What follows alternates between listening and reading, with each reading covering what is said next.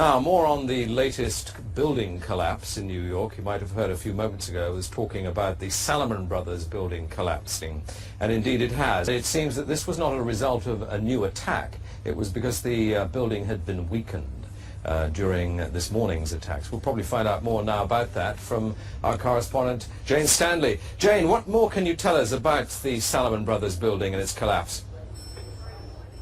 Well, only really what you already know. Details are very, very sketchy. As you can see behind me, the Trade Center appears to be still burning. We see these huge clouds of smoke and ash, and we know that behind that there's an empty piece of what was a very familiar New York skyline, a symbol of the financial prosperity of this city, but completely disappeared now, and New York is still unable to take on board what has happened to them today. Presumably there were very few people in the Salomon building when it collapsed. I mean, there were, I suppose, fears of possible further collapses around the area.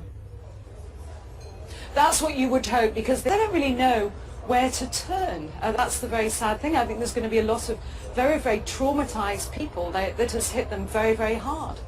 Jane, I think many of us, when we heard the news, perhaps on the radio earlier today, were completely flabbergasted by it and just couldn't comprehend it. I mean, it almost sounded too far-fetched. I was wondering what it's felt like for you being in Manhattan. Well, unfortunately, I think we've lost the line with Jane Stanley in Manhattan.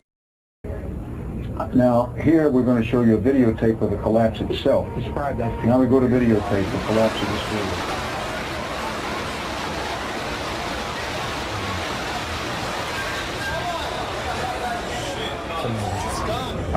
Amazing, incredible picture word.